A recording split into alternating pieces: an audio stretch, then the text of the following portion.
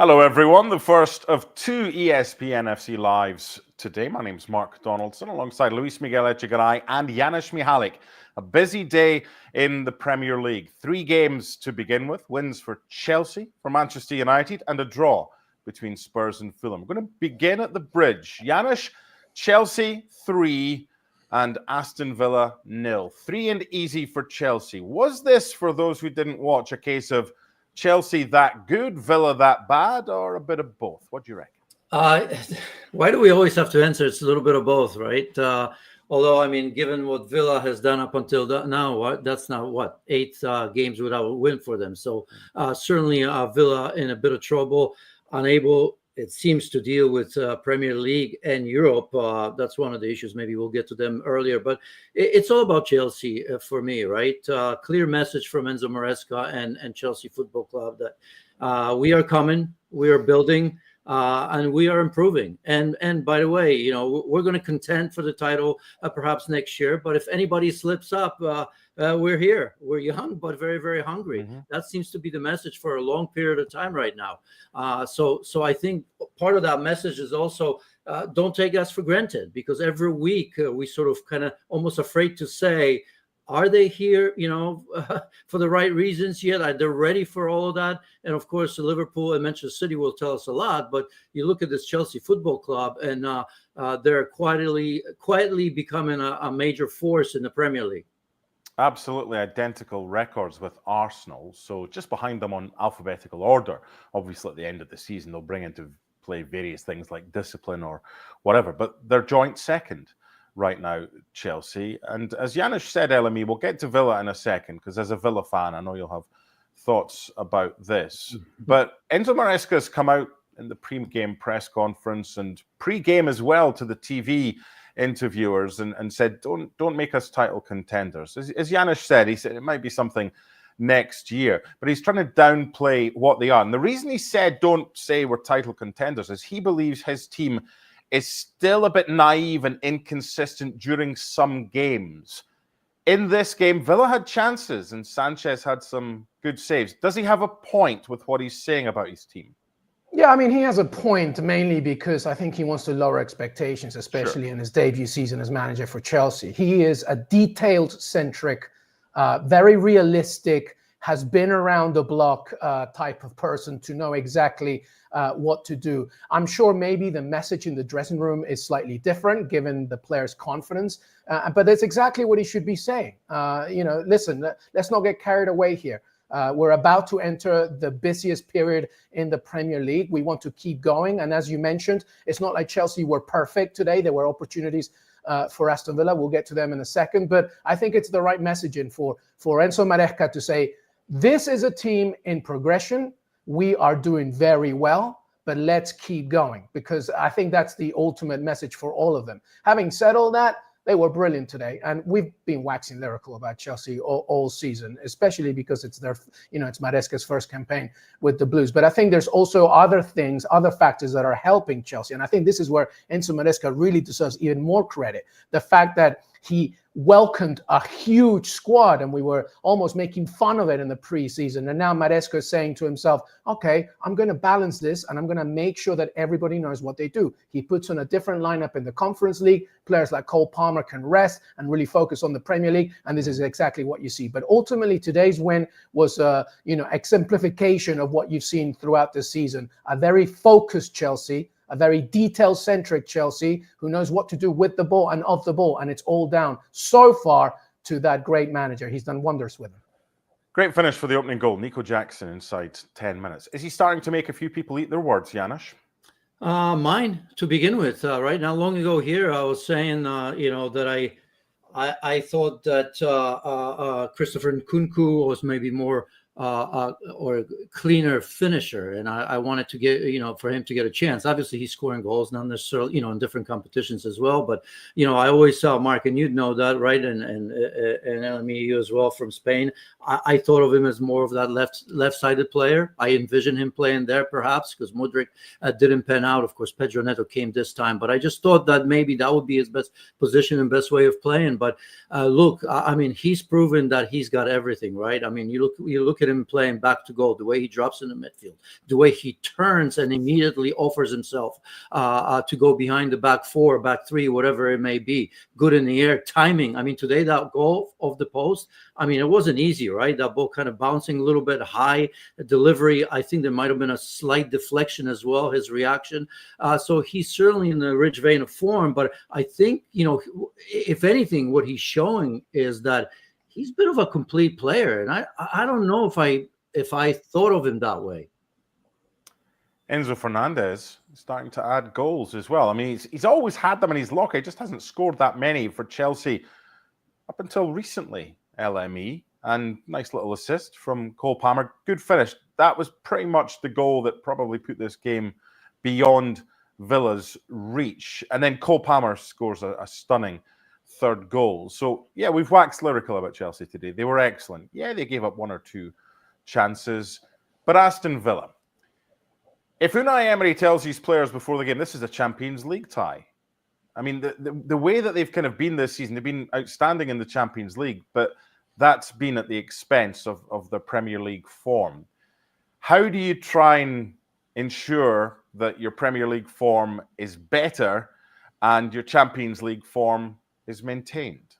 Well, it's very difficult. This is a situation where Aston Villa right now and Unai Emery are dealing the same issues similar to what Newcastle dealt with, right? And Janusz is correct. I think the European overwhelming schedule, specifically in the Champions League, specifically in a new format, right, where you have to play new teams every single time, is definitely something. I think Douglas Luiz's absence is a factor. I think that today also showed that this midfield was run rugged, and I actually lay a little blame on Unai Emery here, because the starting lineup against Juventus was almost exactly the same as today. And somebody that admires Unai Emery as much as I do, I have a big criticism there, because somebody like Morgan Rogers needs a break. It's been the last 3-4 matches. Clearly, he's not the same. Yuri Tillemans was terrible today.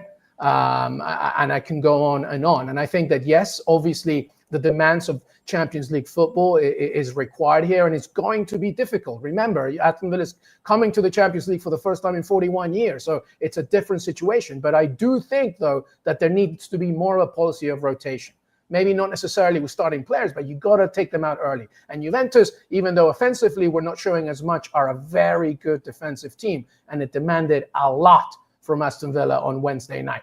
And then you have to face a Chelsea who, as I mentioned, is fresh, because it's a totally different team from the Conference League. They also love to counter and be physical and be in your face. And over time, there were so many self-inflicted wounds. As wonderful as Chelsea were today, Villa were terrible. And it's part because of the European responsibilities, but I also lay blame a little bit on Unai Emery here. I don't think Morgan Rogers should have started. I think there should have been more of a rotation. But, it's what happens. It's the responsibility that you have to have when you play in the Champions League. So let's see what happens. But here comes December, because, now it's Brentford at Villa Park on Wednesday, and the games will come thick and fast. So hopefully there will be some kind of reflection, but we'll see.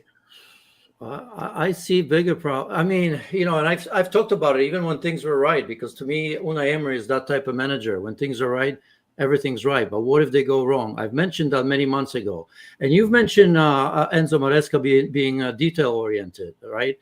Unai Emery is one as well. But the problem that he has is that he's not flexible. He's never been a flexible manager. I have never seen it from him. That's why I have many doubts, right? In terms of formation, in terms of changing things a little bit, like we saw, for example, even the 3 in the back from Chelsea, or 4, with Caicedo coming inside, maybe in 4s, but I think we don't see that. On top of that, he's an ideology man, right? The high line playing out of the back, and you pay the price for that. That's not the Juventus game today. Emi Martinez, for as many big saves he's made, that playing out of the back today, needed to send flowers for one of those goals that he played out of the back. He made, I don't want to focus on him because he's the least of the problems, because Emi Martinez is a wonderful goalkeeper. But the fact, remember, when we talked about Unai Emery, the fact that he's not close with the players, he never talks to them by his own admission. And those trainings are 2.5 hours and 3 hours where you basically stand for the most part, because he's telling you the way to move and how to move and all that. That is good when you're winning all the time. Now, when you're losing, this is going to be a big test. It's already a massive test for Unai Emery. And again, I'm not taking anything away from him because we've seen what he's done in Spain, Sevilla, Villarreal. But my point is that there's a lot more to be questioned about Unai Emery sometimes, because these are the times that you show it, and this is a long spell. LME, no, I mean 8 games alone. I mean, look where they are. Look where they were, and when we were all excited about Aston Villa in the Premier League. I mean, this is a massive, massive drop. I mean, we're going to be talking about Manchester City. Which just very quickly on. Hold on. Let's put this. LME, hold on. Let's put this into context. Aston Villa are 12th. Manchester United have been in crisis most of the season. They're 9th. What does that tell us? Are you asking me? Who wants to pick up? You were very well, no, I mean, I want to put a little bit of context. First of all, it's not true that Unai Emery doesn't talk to players. That's not true. I know firsthand from the club just how much Unai Emery does in the training ground. I think that he's right in terms of stubbornness, because I think that there's a certain way that Unai Emery likes to play. But I think we have to remember here, and you're comparing it to Manchester United. Aston Villa is a club that not long ago was in the Championship, that when Unai Emery arrived to Aston Villa, they were on the waters of relegation. So to completely criticize everything that Emery has done throughout this whole thing is not correct. I think that right now he is dealing with the toughest mountain he's had to climb with Villa. And I do agree with Janusz that sometimes it's because of his own stubbornness to have a strategy that doesn't want to change can be a problem. I think that today, for example, the constant need to play from the back when you know Chelsea is right there in your face is such a blind way to go. But I think that Villa will get out of this. I just don't know if they'll get top 4 because the added element of Champions League football is a problem. Manchester United has culturally for a very long time been an issue. And the ownership were always struggling with the whole relationship of the manager. We've seen it over and over again. That's not what's happening at Villa. There's a complete sync of everybody in belief of what's happening. Now, it's a massive issue right now with Villa, and they have to figure it out. Can they get top 4? It's very, very difficult. But you mentioned the table. Listen, it's extremely, extremely tight. So if there is a way to climb up and get some points in this December, then we'll be better for it. But no doubt about it, this is the toughest moment for Unai Emery, and he deserves a lot of criticism from my side in terms of not being able to rotate enough. But it's not to say that, it's going to be a black hole that he can't get out. Bigger picture here before we move on to Manchester United's comfortable win over Everton. It doesn't really matter if he does or he doesn't talk to the players. The bottom line is he's been unable so far to find a way to be competitive in the Premier League while being competitive in the Champions League. And one of the main reasons for that is a man called Ollie Watkins, because he was scoring these goals last season. This time it hits the backside of Robert Sanchez instead of going under him into the back of the net. The goals flow from Ollie Watkins, and it's a different story. I think right now it's a case of don't panic just yet. And as I mentioned, Manchester United up to 9th now after a 4-0 win over Everton. Did they impress you today, Janusz? And I assume that they did. In what ways? Well, again, they did. Although in the first half there were long periods of time where they were sloppy. In fact, I was quite surprised how much room and how well Everton played. If you remember the first half, I don't know, about 15, 20 minutes in the middle of it, I think Amorim was going crazy there a little bit because his team was not intense, was very, very sloppy with possession of the ball. And of course, all that changed. They say goals change the game. They certainly do. But look, I look at this Manchester United and I look at Amorim, who can finally say, I mean, he's been there about 3 or 4 games, but he can kind of say, okay, now I'm starting, the way I look at him, he's kind of telling all the players, giving them benefit of the doubt and saying, okay, I'll give you a chance to show me that you belong here, right? And I looked at that team and as we all knew, right? I mean, the strikers weren't scoring goals. I mean, look at today, even Xerxes has 2 goals, right? He's a player that had 1 goal. Højlund didn't even play after a great game midweek, and don't tell me that he wasn't ready here. I think this was a conscious decision, unless we don't know something about him, right? Maybe they're, small injuries. But anyway, somebody like Xerxes that in the media has been already sold in January, Amorim came out and saying, no chance, I'm going to commit to him. He's committed to him, score goals, right? Rashford has got 2 goals. So now you have strikers scoring goals. Now the system is for everyone to see, right? The 3 in the back, the midfield. Look, Amorim bet on Diallo, where Erik ten Hag wouldn't. It's paying off. I mean, he was absolutely tremendous. Now you can, in defense of Erik ten Hag, you can say he found Mainu. And I'll tell you what, Amorim's taking advantage of that, because that midfield today, with his mobility, with his intensity on both sides of the ball, because never mind what he did forward, but I mean, his recovery runs were tremendous. That changes that midfield completely, right? Because up until now, you're kind of getting through Ruud van Nistelrooy with Eriksen and Casemiro, where you know that this is not going to be good enough long term. When I say long term, even this season. So slowly but surely, he's kind of letting players know, like Rashford, like Xerxes, like Højlund, this is how we're going to play. He's arguably it's very, very early, but a win like this today against anybody, it's convincing and very much needed, especially in front of the home supporters. LME, the 3 of us, when Amorim was appointed, did a kind of deep dive on Manchester United under Amorim and what might change. And one of the questions that I asked was, who's going to be the biggest beneficiary? And we spoke about Bruno Fernandes, we spoke about maybe Diogo Dalot, who play in a more advanced role. None of us spoke about Marcus Rashford. He's taking his chances with both hands, isn't he? After starting the season with 1 goal in 11 games, that's another couple for him today. So why did we not see this as potentially a possibility that he could be the biggest beneficiary of the new system? Well, we did, because I think you asked also, who can benefit or might not benefit. And I think we mentioned the forward attacking minded players, and Rashford was one of them. And it was on the week when he went to New York City and watched the Knicks, and people were criticizing him for doing that. And ultimately, really, it's just about what Ruben Amorim can do from day one with him. But you're right in pointing him out, because this was a player that really needed something. And we did say, hopefully he can be, Amorim mainly, be the man that can help him do that. Part of it is the formation. It allows Marcus Rashford to really be more direct in this situation. The other one is the opponent. Everton are not exactly the toughest team in the Premier League. But from that piece that I wrote in terms of predicting the first 11 matches for Ruben Amorim, and you mentioned it as well, MD, last week, which is about momentum in these first 3 games, because they were very doable. And that's exactly what you're seeing today on this game, based on what you saw as well against Bodo Glimt, and even in the first game against Ipswich. Just build confidence, build an understanding of the system, and Marcus Rashford has benefited from that. He's been a major benefactor, and as like Janusz said, Amad Diallo as well. He's been absolutely wonderful. So now you have 3 matches where they haven't lost a game. They've just gotten their best result under Amorim in the Premier League, and now they're going to play against Arsenal. We don't know what could happen. Of course, Arsenal are the favorites in that game. But what at least you have now is a Manchester United that's confident, that has something from the back of Ruben Amorim's arrival, and hopefully can get something out of it. And this is exactly what Amorim wanted. Just build confidence, build an identity. And Marcus Rashford has been one of the main benefactors. I just felt there's a different atmosphere at Old Trafford. And Janusz, it was a bit similar, wasn't it, to the Leicester game after Ten Hag had gone. They played with a kind of freedom.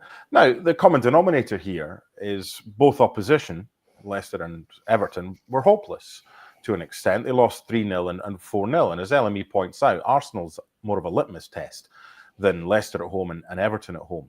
But Man United fans, those of them of a certain vintage who just remember success with Sir Alex, that was 2013. They've had kind of 11 years where it's not gone according to plan.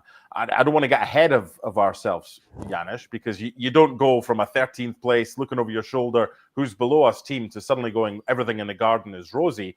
But it's nice, from a neutral perspective, to watch a game involving Man United and see the fans totally buying into what they're doing, because it's been a while since they were like that. Yeah, I think part of that, I don't want to get ahead of my skis here, and neither should Manchester United, right? Because, I mean, let's be honest. I mean, the bar has been so low. I mean, for a club like Manchester United, I mean, the bar was on the ground. I mean, it was that low. Because even now, I mean, Ruben Amorim knows how much the squad still needs, how much help he needs. And I'll tell you why, and he was also a great opponent from the standpoint that his system fit right away. At first, I didn't think so, right? Because when you think about 3-4-3, or when you think about wing backs, right? None of those guys, for me, are true wing backs. Maybe Garnacho could be, Diallo sort of, but the beauty of it is how Amorim knew about that, right? Even when players coming back, if Malacias comes back, I mean, nobody can tell me that Dalot is your proper wing back, right? He's a very good player that can play very many positions well, but this is not a perfect position for him, because wingback still has to have the ability to take players one-on-one, go to the byline. The beauty of it is that we always thought that it's going to be one striker and two players in behind, but it's not that, because I think Amorim recognized the fact that these guys are not true wingbacks, so they're played very wide. I mean, you look at Fernandes. I mean, he was often on the left-hand side of that front three, and so was Rashford, right? So you can kind of you have a hybrid of a wing back and a striker that, if one brings the ball up and can't do it any longer, there's always that chance for the other to step in, be it Rashford, Garnacho, or Bruno Fernandes, and finish the job, if you will. Or it creates those overlapping runs that we saw Diallo and Rashford's, I believe, was third goal. So I think that system, I mean, the manager itself was important. I thought it was a great choice because many were talking about him. But I think for the time being, to get United to where you were saying, Mark, to that next level, he was absolutely perfect. But what do they have? Arsenal? We'll find out. As I said, this is just the beginning. We've talked about Chelsea. I think Chelsea are further ahead of Manchester United. It seems to me that way. I know it's crazy, but it seems that way. And I think if you see Amorim and you look at Sporting when he was there, I think you're going to see players in the wide positions that are just do so much work on both sides of the ball that it's absolutely crazy, because he needs players like that. I don't think he has them yet. I was looking, LME, at Joshua Zirkzee's career so far. He's still young, and he's only had kind of two main seasons with double-digit goals. He had one for Bayern Munich under 19s coming through the ranks. Then he had one at Anderlecht, and then last season at Bologna. When he signed, a lot of people were saying they've signed a striker. Have they signed a second striker? Have they signed a +1 to a striker? Or have they signed someone that they'll be looking to as a focal point along with Højlund for goals?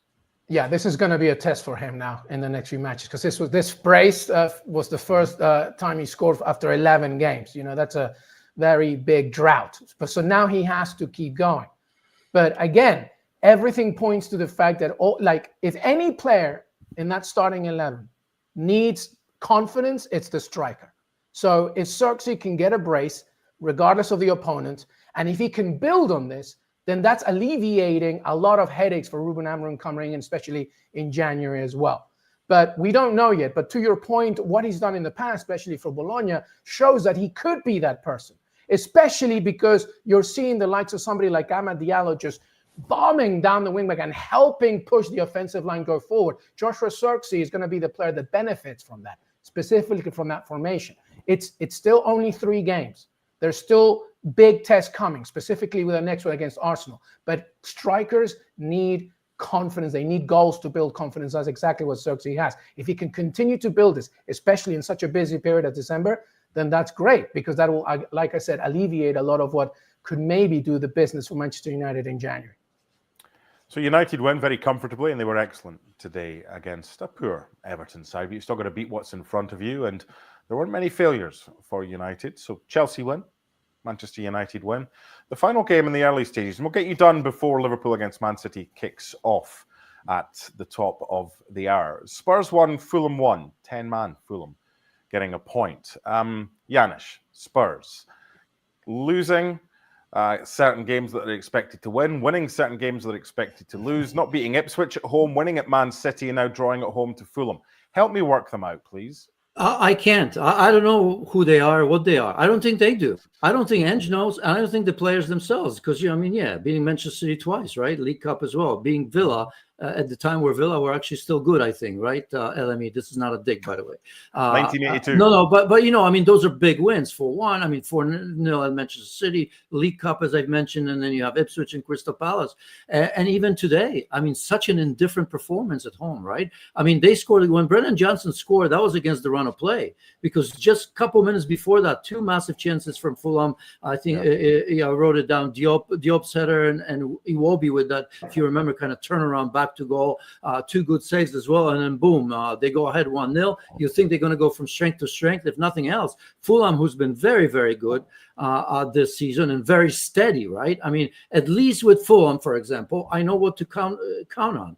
Spurs, for me, just need stability and results. I mean, that's just that. Forget the performance, but stabilize the performances. Win the games you're supposed to win. If you get a big win like Man City, okay, that's a bonus right now. But they've been just way too much up and down. And, you know, Ange, as much as I love him, he's been there for a while right now. So I think we can expect that from him. LME, take us to the top of the hour. You've got 30 seconds to wrap up Spurs against Fulham so we don't miss kickoff at Anfield. Oh, very quickly. Just incredibly inconsistent. The messages has been done from Ange Postecoglou. He wants consistency. It's not getting. And by the way, the Roma game during the week really showed that, because like the system that they have to play demands so much. Heung-min Son started in that game. Brennan Johnson started in the game. And now you have to do the same thing in the next few days. So something has to give, but they need consistency. It's still not happening. That's right. Like a DJ that can hit the vocals without crashing them. Thank you to LME and to Janusz.